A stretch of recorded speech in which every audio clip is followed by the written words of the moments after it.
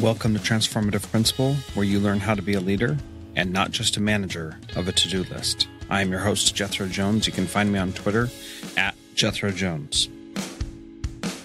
At the end of each of my mastermind sessions, after a person has stated their problem they're facing and gotten support on what they need, I ask everyone, what is it that was most useful to you today? And here are some of the comments recently. One person said, I'm not feeling stressed anymore. Another person said, I appreciated seeing that other people are struggling with these documents that I need to work on. Another person said, I have confidence that I'm no longer alone. Another person said, getting a Zoom tutorial and knowing how to use that more effectively really helped. Another person said, well, I'll save that one for next week. What I want to say to you today is the mastermind is an amazing opportunity. If you've been thinking about it, it's time to go to jethrojones.com/mastermind and schedule a call with me, and let's talk about whether or not it's right for you. That's jethrojones.com/mastermind. This week's episode is brought to you by John Catt Educational. You can get a discount on the awesome books that they have available by going to us.johncattbookshop.com and using the code Transformative30. That'll save you 30% on any order. That's us.johncattbookshop.com, and the code is Transformative30.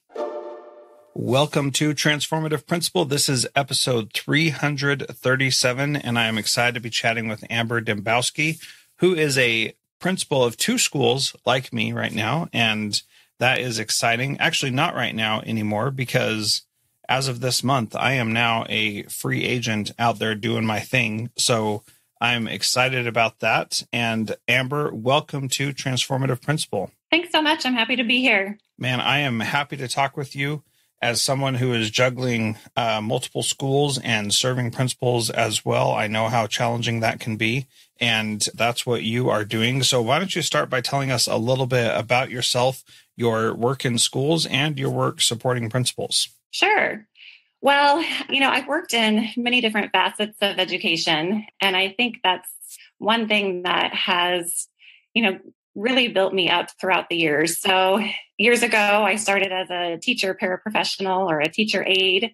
Then I was a substitute teacher and then a classroom teacher. Then I evolved into an instructional coach. I worked as a district trainer. I was also an instructor at a university. And then I moved into principalship and did some consultant work on the side. I continue to do that. And then I was asked to be the principal of a second building. So like you mentioned, I'm the principal of two elementary buildings. The second building, I was asked to be principal there because it was the lowest performing school in the district.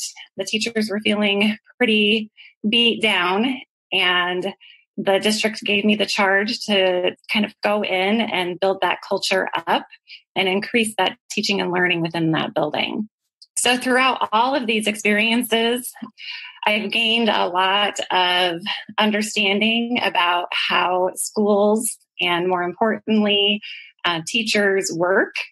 And I have met so many people who have influenced me through all of these experiences that have really impacted who I am today and what I believe in. Yeah, that's very interesting that they would send you to a low-performing school as a second school, not to put your whole focus there.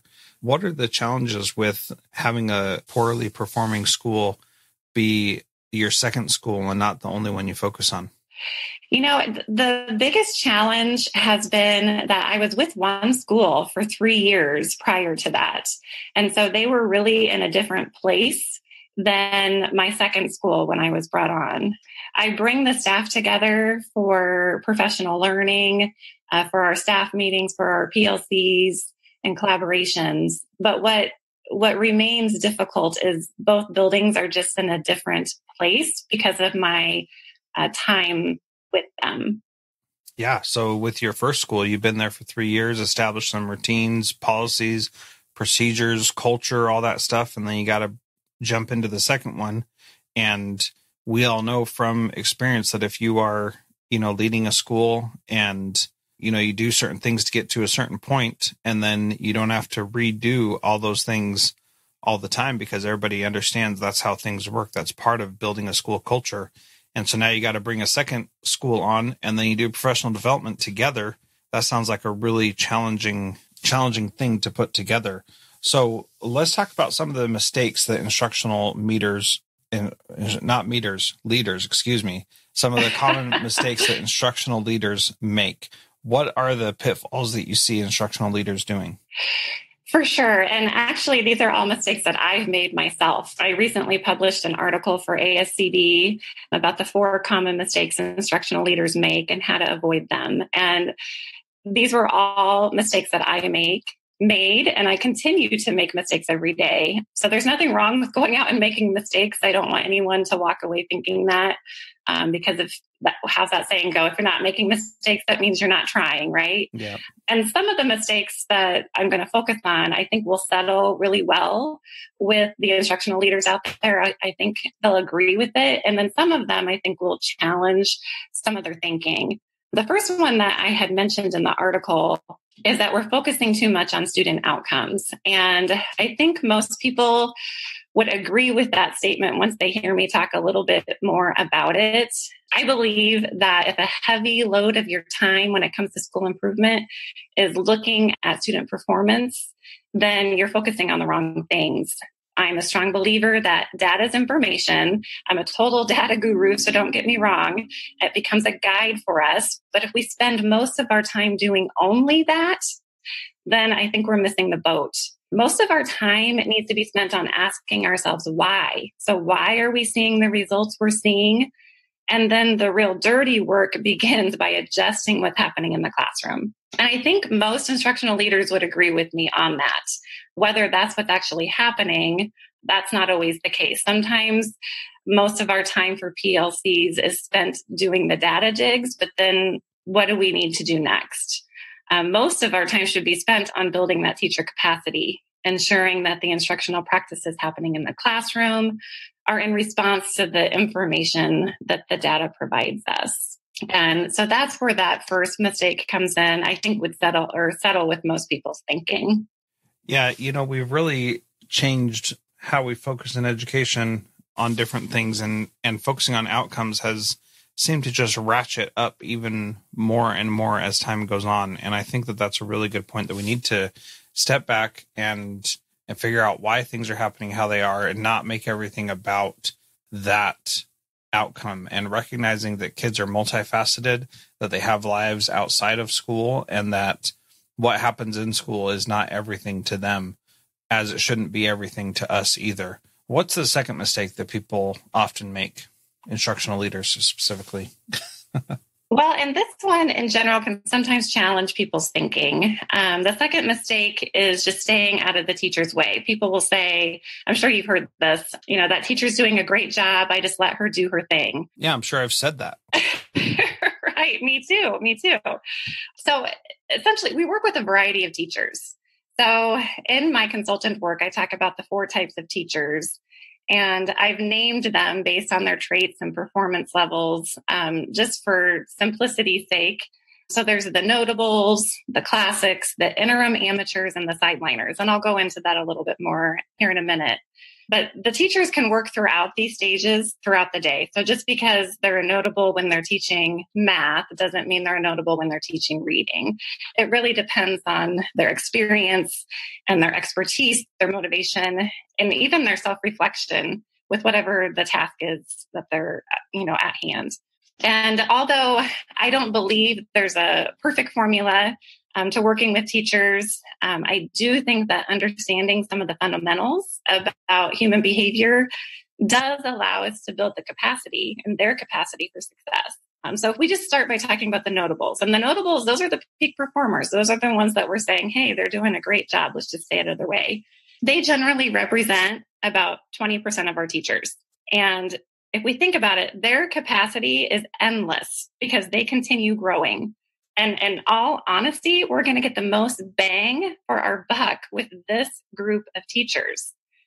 On a scale from 1 to 10, they give us a 10 each day. But if they're not fully engaged and developed through the feedback that we provide them, then their 10 turns into a 7 tomorrow. So often what I see happen is leaders will leave this group of teachers alone because they always think this group of employees has it figured out, which they do, but they always remain 50% developed because they're always wanting to learn. So leaving them alone is not how to build their capacity. And we need to really unpack the feedback for them, just like we would any other teacher. Yeah, let me just jump in there because I think that this is an important piece that I've talked about many times on this podcast. The idea of it's not your job as the principal to put a lid on anybody. And I've said that numerous times. That's why I'm bringing it up, because I think the notables, when they're doing their thing, then yes, you let them go and do their thing. But that doesn't mean that you let them go and don't ever give them feedback or talk with them or help them get better. But you continue that process of challenging and pushing them. So quick story about that. I have a librarian, or had a librarian, who was a phenomenal teacher. And she was a great teacher of adults and of kids, did wonderful things. And I would constantly push her to do better than she was doing at whatever it was that she was doing. Not in a like, let me go find something that you're doing wrong because you're really amazing. I'm just trying to nitpick, But Right. like, okay, you've reached this plateau. What's Sure. next for you, and how are you going to do that? And so at the recent technology conference in our state this year, she presented 3 or 4 times in a row in one day, and was just like, it was super stressful for her, but she was so grateful that I had pushed her to apply to present 2 years ago, Yes. that she was now comfortable taking on that challenge and was sharing what she was doing with others so that she could share her notableness out with other teachers and librarians as well. And that's a lot of where times, yeah, go ahead. I was just going to say, a lot of times that's what it's about with the notables, is encouraging them to increase their influence. That's really what it's about. Yeah. Because when you're teaching others, you continue to grow as a person, and you're learning more as you're teaching others. Yep. Totally true. I love that. John Cat Educational supports high-quality teaching and learning by providing publications that are research-based, practical, and focused on the key topics proven essential in today's and tomorrow's schools. Visit us.johncatbookshop.com to see the latest publications, whose exciting ideas include overcoming the extrovert ideal in our schools, creating bottom-up transformation that promotes buy-in from all educators, and improving formal and informal continuous learning opportunities for teachers. These books, used by educators of all roles across North America and worldwide, amplify fresh, engaging voices with practical strategies to create transformative change. Learn more in our show notes. All right, so let's talk about the classics. Yeah, sure. So actually, this is where most of the teachers will fall. So about 40% of teachers would be considered classics. And it's not a bad place to be at all, because these teachers, they come to work and they give their best effort.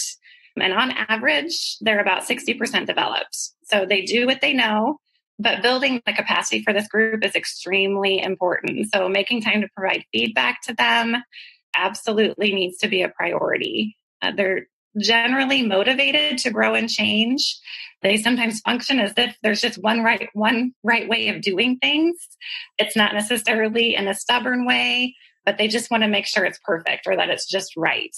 But this represents about 40% of your teaching staff generally. Yeah, I've experienced with this group of teachers where they're doing it that way because it's worked for them, and there's no sense in changing or growing because it's been working. And they are, like you said, great teachers who are working hard, doing the best they can. And they, in my experience, need just a little bit of a push, just a little encouragement, support. I came into in one of my schools that I was at this last year, they hadn't had a leader who had really been focused on them for many years. And so when I came in, the thing that I heard the most often from these classic teachers, and this is really how it was, they were like, oh, well, we just haven't had supervision for so many years. We've just been doing our own thing. And so it's really nice to have somebody say, here's the vision. This is what we're doing. And what's amazing is that everybody loves to be led by someone and to be pushed and developed and grown. We actually enjoy that as human beings. And often in education, we make it seem like teachers hate that. And they don't hate that, but they gotta know the person cares about them as human beings and that they are willing to understand where they're at first. And so not knowing anything about the homeschool situation, when I came in, I said, tell me what I need to understand. Help me learn it. And then they would say these things and I'd say, okay, I don't understand why you're doing that. And then they'd say, after me asking a bunch, they'd be like, actually, we don't understand why we're doing it either. It's just what we've always done. And I said, okay, so are you willing to like change that? And they're like, well, yeah, if there's something better. And I said, well, here's 5 things that are better. And they'd say, oh yeah, well, let's do B because that one sounds like it'd be the easiest to implement. And I'm like, great, let's do it. So yeah, it's all about the trust, isn't it? Yes. Yeah, totally. So let's talk about the interim amateurs. Oh, yes, the interim amateurs. So this could potentially represent about 20% of your teachers. This group is really underperforming based off of what you know of the teacher. But what makes it interim is it's more than likely temporary. It may be because they're new. And if that's the case, you want to provide a lot of feedback to build their capacity. Or it may be like something's personal is going on in their life that's making work difficult. And in that situation, you'll just want to provide support on a personal level. Yeah. These interim amateurs, I love that phrase because they're not there the whole time. And I remember working with a teacher who was in that situation. And I was like, as soon as you get through the hump, you're going to be great. So just push through and it's going to be all right. You're going to get some bad evaluations because a lot of things you're doing are not great, but it's okay because eventually you're going to get there. And this teacher, like once she finally hit her stride and we understood it, she was like, oh, now I get it. And it was so fun to see that growth. I know. Isn't that awesome? Yes. Yes. Well, and then finally there's the sideliners. And here is where the mistake is often made. So the sideliners usually represent, again, about 20% or less of your teachers. And unfortunately, they have a low level of positive impact on student learning. Yet we often, this is the mistake, spend most of our time with these teachers.